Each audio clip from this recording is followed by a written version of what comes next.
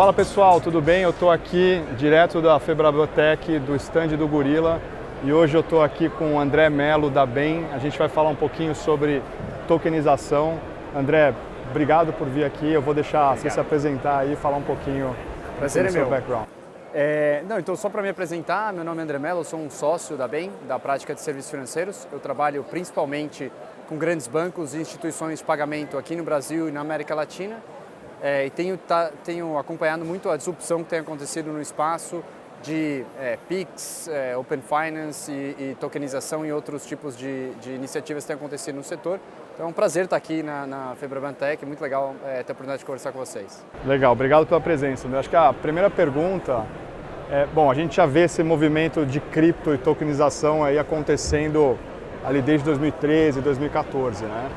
E obviamente que a gente ouve muito falar de tokenização ganhando força, mas ainda é um mercado meio que incipiente, né, dentro da perspectiva do mercado financeiro como um todo, do mercado de pagamentos. Como que você vê o timing desse negócio, a penetração, né? O que você está enxergando aí, né, tendo falado com vários players e estudado um pouco mais a fundo esse mercado de tokenização? Perfeito. O que eu tenho visto ao longo do ano passado, teve uma desaceleração importante do setor quando teve o inverno cripto e teve muita gente que acabou, pelo menos acreditando que ia ter menos velocidade. De lá para cá, de 2022 para cá, voltou a ter uma aceleração importante.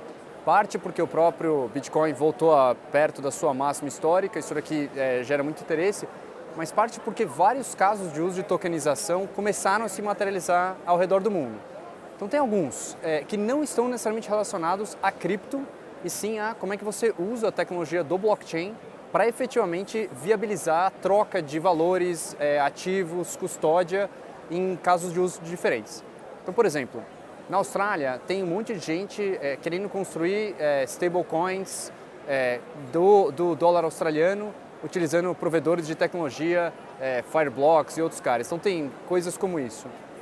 Tem outros que vários bancos ou distribuidores de ativos financeiros, mesmo os bonds e debentures, que estão começando a fazer emissões em blockchains públicas e que permitem depois fracionamento e transação no mercado secundário de bonds. Então, por exemplo, o ABN AMRO Bank na Europa foi o primeiro banco a fazer uma bond de uma empresa, dívida privada, num blockchain público que permite fazer esse tipo de coisa.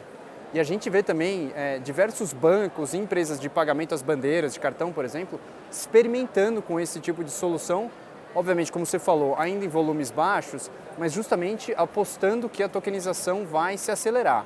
Então isso daqui acho que é uma tendência que continua forte, ela viabiliza casos de uso onde ativos que antes eram muito ilíquidos passam a se tornar mais líquidos, você consegue distribuir em mais lugares, você consegue fazer transações menores e mais fracionadas, com uma tecnologia que é eficiente para esse tipo de transação. Não, muito legal, né? Que eu acho que às vezes o mercado ele antecipa a realidade das coisas, né? Enfim, acho que a adoção ela está aumentando, mas é devagar e eventualmente esse negócio vai se acelerando. Ela é cíclica, então acho que uma ilustração disso é o próprio preço do Bitcoin, que ele é altamente volátil, mas quando você olha a tendência de longo prazo, ele foi uma coisa que ele tem ganhado muita relevância. E acho que a mesma coisa é na tokenização. Apesar de ter ups and downs cíclicos, a tendência de longo prazo acho que segue sendo positiva, a gente vê bastante... E vocês têm uma ideia, assim, obviamente que não de cifras, mas mais de conversar dos players, se está tendo muito investimento na infraestrutura, né, para criar esse tipo de solução? Porque, enfim, esse negócio já vem de longa data e a gente ouve que, lá atrás, no primeiro boom, teve muito VC colocando dinheiro, e aí teve players que conseguiram monetizar, que também estão investindo. Você vê que esse investimento ainda continua ou isso deu uma esfriada também e está voltando agora? Eu acho que as rodadas de capital menos, mas as empresas que foram lá atrás bem-sucedidas em fazer captação continuam crescendo e ganhando espaço. A Fireblocks é um provedor global disso daqui muito forte, BWS, tem diferentes outros players, tanto regionais quanto globais, que continuam fazendo esse tipo de solução. Eles ainda não são rentáveis, ainda está no modo de adoção da tecnologia, certo? Então é um player de quem está bem capitalizado, tem mais capacidade de executar. Mas isso daqui segue sendo um interesse, assim, tem bastante oferta. O que eu vi mais recentemente interessante é do lado de demanda. Então grandes bancos de instituições financeiras que, de certa maneira, tiraram um pouco o pé recentemente desse tipo de solução, voltaram a ter interesse Em casos de uso mais específicos, aqui no Brasil, em agro, por exemplo, agricultura e agronegócio no geral é um caso de uso que está bastante quente, e grandes bancos procurando provedores de solução em tecnologia para falar como é que eu posso pegar a tokenização e destravar uma transação financeira de crédito, uma transação financeira de troca de mercadorias e por aí vai. Então, acho que lá de oferta segue sendo alguns grandes players, tanto regionais quanto globais. Lá de demanda eu tenho visto um pouco mais de aquecimento, os nossos clientes da Bem têm buscado soluções como essa recentemente. Legal, e você mencionou, né, do Brasil e da adoção no Brasil, acho que o brasileiro, enfim, mesmo a própria internet, né, rede social, a gente tem um DNA, acho que de adoção de tecnologia muito grande, acho que cripto é uma coisa que não ficou de fora, né? Então seria interessante entender, né, no contexto brasileiro, onde você está vendo essa adoção e os maiores potenciais aqui dentro. Acho que um dos temas que a gente vê que tem sido muito aquecido é, de fato, o agro, porque o agro no Brasil, ele é, obviamente, como a gente é um grande produtor de commodities, um mercado enorme, ele tem crescido de maneira muito acelerada e é um mercado que tradicionalmente foi financiado pelo Plano Safra, que o governo efetivamente oferece taxas subsidiadas, o Banco do Brasil, um dos grandes players nesse espaço. À medida que o mercado cresce e a demanda de crédito cresce também, tem mais soluções, seja de taxas de crédito com preço de mercado, que estão crescendo muito, seja de outros mecanismos de financiamento, como por exemplo o barter, que é um fazendeiro, um produtor rural, que efetivamente paga com o seu grão em troca de um insumo, um fertilizante, sementes e por aí vai. Esse tipo de transação não é novo, ele já existe faz algum tempo. Mas em várias situações ele é muito ineficiente, porque tem troca de contrato, tem cartórios envolvidos, você tem que ter um documento, um CPR, que efetivamente comprova que a sua produção daqui a um ano vai ser efetivamente um grão de soja que vai ser usada para pagar. Então tem muita ineficiência nesse setor. E ele cresce e é bastante interessante para os grandes bancos. Então tem várias fintechs e agtechs que estão explorando esse espaço com uma lógica de como é que eu pego o grão ou um contrato futuro e tokenizo isso daqui. E aí isso daqui, da mesma maneira que eu consigo reduzir custo, porque efetivamente eu não preciso de um contrato físico, papel, cartório, tem alguém que abstrai esses serviços e faz para você, você gera liquidez, porque efetivamente você pode fazer um grão como um token, fazer uma transação financeira rápida, de valor baixo, então você transforma efetivamente numa moeda. Obviamente é ainda bastante incipiente, o mercado não está no começo, mas tem AgroToken, AgroMoney, Nagro, tem outros players que estão explorando esse espaço e com bastante interesse de players grandes, tanto bancos quanto instituições de pagamento para fazer isso daqui. E aí quando você fala, né, dessa tokenização do agro, você está se referindo também a smart contracts aqui que são construídos pensando nessa parte da liquidação ou é a pura e simples tokenização para a transação? Tem um smart contract embutido porque na prática o que você pode fazer é no momento da colheita, quando você tem efetivamente o grão sendo pago para uma trading ou para um merchant, seja lá quem que comprou isso daqui, você faz a liquidação do contrato e efetivamente você troca o valor financeiro na mão. E aí isso daqui você queima o token. Então ele é uma promessa de grão futura, quando você recebe o grão, o token tem um smart contract que efetivamente liquida a transação. Então sim, tem inclusive... Legal. E no Brasil, fora do agro, tem alguma outra vertical aí que você vê que está também adotando? Acho que outro tema que tem de tokenização de ativos é renda fixa digital. Então tem players grandes no mercado, próprio mercado Bitcoin, mas outros também, que efetivamente estão pegando contratos de renda fixa, seja antecipação de carta de consórcio, seja outro tipo de instrumento, tokenizando, então na prática ele mora no blockchain, e você efetivamente distribui isso daqui como ativos de renda fixa. Esse ano o Banco Central, a CVM recentemente falou que acho que tem R$1 bilhão de volume transacionado já. É muito pequeno, o Brasil tem acho que 5 trilhões de ativos investidos, obviamente 1 bi é muito no começo, mas acho que é uma prova de algo que tem sido mais buscado, tem mais gente oferecendo, dado a situação que a gente tem de renda fixa Selic muito alta, é um ativo interessante, então ele tem uma boa rentabilidade e é um outro caso de uso que a gente tem visto crescer e ganhar espaço também. Muito legal, você mencionou a CVM, né, e aí, pô, quando você teve o primeiro boom de cripto lá, os reguladores, né, assustaram. Eu lembro que se você ligasse para o Banco Central e falasse, não, a gente não quer nem falar sobre esse assunto, você não me perguntou, porque obviamente não queriam se posicionar, né? E pô, a gente saiu daquele mundo para o mundo onde hoje o Banco Central está ali experimentando com Drex, né? Enfim, né, as moedas digitais dos bancos centrais. E como é que está o ambiente regulatório, assim, né? Você acha que ele está amigável ainda, né? Porque a gente começa a ver esses casos de uso surgirem, obviamente que o regulador vai, conforme começa a ganhar volume, ele vai começar a olhar com uma lupa para isso aí. Eu diria que a gente está, provavelmente, terceira ou quarta onda disso aqui. Obviamente teve vai e vem dos reguladores. Eu acho que está num momento positivo. Internacionalmente tem muita institucionalização, ETFs de Bitcoin saindo, então efetivamente os reguladores enxergando isso aqui como uma coisa institucional.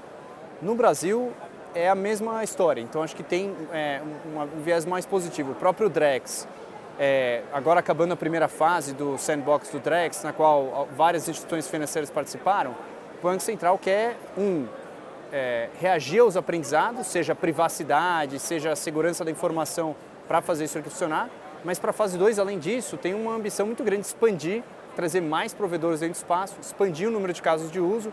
Então acho que tem um viés regulador mais positivo, seja para criptomoedas, seja para o uso de tokenização como uma tecnologia. Acho que isso aqui é cada vez mais. E olhando para o resto do mundo, você acha que o Brasil está na frente disso ou você está vendo, enfim, outros países também que estão com essa agenda mais agressiva aí? O Brasil, ele está, como você mesmo falou, a gente é um early adopter de várias tendências tecnológicas. Então, o Pix, por exemplo, é um exemplo disso, certo? Toda a agenda do Bacen+, que foi a abertura do mercado de pagamentos, a competição, diversas regulações de instituição de pagamento, Open Finance, Pix. Isso aqui é parte de uma agenda do regulador de realmente fomentar a adoção de novas tecnologias e competição.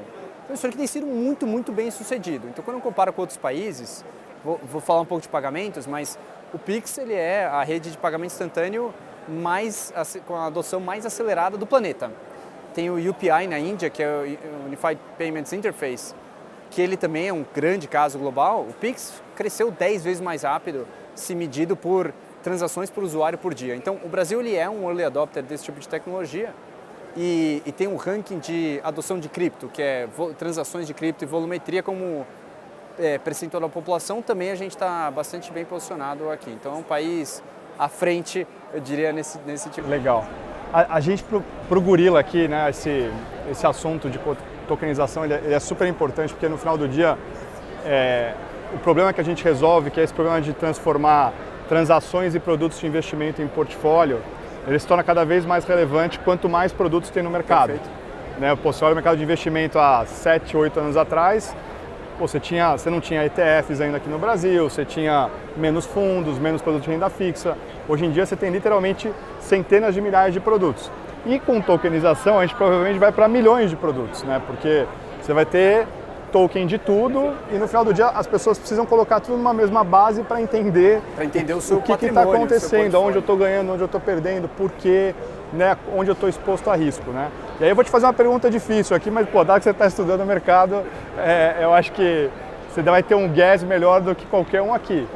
Qual que é o timing disso? É 1 ano, 3 anos, 5 anos? Para a gente realmente começar a ver adoção massiva. A gente começar a sair dessa linha inicial aqui do evento exponencial e começar a ver uma adoção realmente massiva e linkada à experiência também, porque a gente entende que todo esse investimento que está sendo feito não é só na tecnologia, mas também é em melhorar a experiência. Porque se o consumidor final não tem uma boa experiência, ele não vai adotar e não vai usar também, né? Perfeito, e acho que o papel de vocês para efetivamente ter essa visibilidade completa do portfólio é muito importante, porque se isso aqui virar um mecanismo de investimento muito pulverizado, depois não vai ter adoção massiva das pessoas. Então acho que tem uma parte de consolidar e dar visibilidade, melhorar a experiência que é importante para isso. Vou tentar responder a pergunta difícil, que vou usar, o quote não é meu, mas a gente tende a superestimar muito o avanço em 3 anos de novas tecnologias e subestimar muito em horizonte de 10 anos. Então, se você voltasse 10 anos atrás para o mundo que a gente vivia de investimentos e do número de ativos diferentes do mercado, era radicalmente diferente do hoje.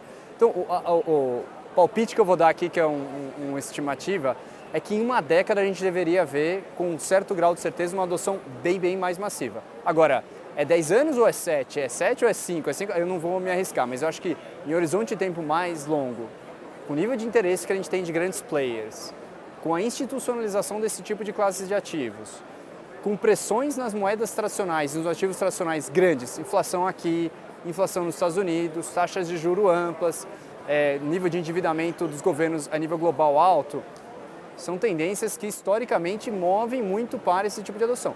A Argentina, por exemplo, é um país onde tem muito interesse por tokenização, por motivos óbvios, né? Então você quer se proteger da moeda Fiat. Mas eu diria assim, esse é, acho que em 10 anos... Esse é o horizonte. André, muito obrigado pela presença, por vir aqui visitar a gente, dar esse tempo e trazer um pouquinho, acho que dessa informação e desse assunto que, para a gente, é um assunto muito caro, porque a gente acha que ele é muito relevante, mas, como tudo, né, o timing das coisas é o que vai definir quando isso realmente vai virar mainstream, a gente vai enxergar isso na mão do consumidor final massificado. Obrigado. Prazer é meu, muito obrigado.